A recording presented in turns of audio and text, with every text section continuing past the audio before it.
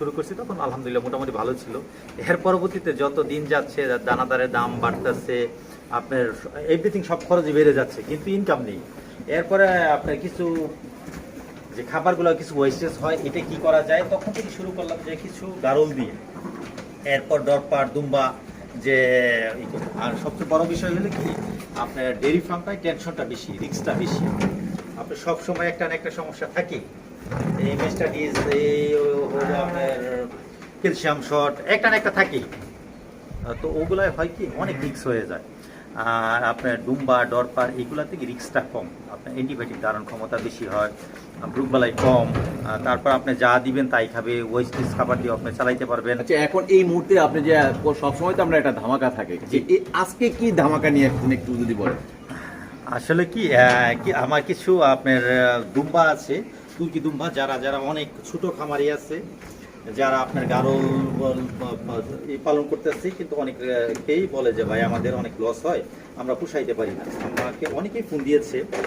তো তাদেরকে বলবো যে আপনারা যারা গারল আপনার পালতাছেন, তারা আপনারা গারল মেল না রেখে আপনার দুম্বা মেল রাখতে পারেন।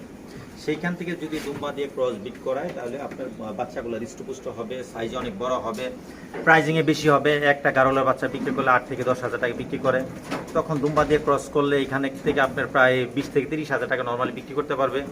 সেই হিসাবে তারা অনেক লাভবান হবে যদি আপনার এই টেকনিকটি ইউজ করেন। আপনি কি এখন কি বিক্রি করার জন্য মানে এলো কথাগুলো বলতে চাচ্ছেন? তো আপনার কাছ থেকে কি এখান থেকে যদি গারল মেল বা ফিমেল কিনতে পারবে কি? না, আমি গারলটা কম রাখি এর জন্যই। কেন তাদের মতো আমি যদি গারলটা নাকি রাখি, দুম্বা কেন গারলটা যদি আমিও ওইভাবে করি, তাহলে আমিও তো সেম লসেই হব, আমার তো লস হবে। এর জন্য আমি যেটা করি, আপনার দুম্বা ডরপা টাপালি গারল স্যাম্পল হিসাবে অল্প কিছু রাখি, যেমন আবার গারলটা না থাকলে অনেকে দেখতে পারবে না বা জানতে পারবে না, এর জন্য। তো মূলত হলো আমি এই যে দুম্বা মেলগুলা, এই যে এগুলা দেখেন, আপনার সেম খাবার, সেম স্পেস, আপনার সেম সময়, কিন্তু প্রাইজিংয়ে সেম না, প্রাইজিং অনেক ডিফারেন্স। এই যে দুম্বা মিলটা ধরেন, গারল যদি হতো এটা দাম হতো কত? গারল হলে এটার দাম হইতো ধরেন আপনার 30,000 টাকা। আর এখন দাম কত দুম্বা? এখন এটা আছে আপনার বর্তমানে আছে 3 মণ 120 কেজি, 120 কেজি 120 কেজি আছে। এটার দাম আসবে এখন আপনার 1,80,000 টাকা।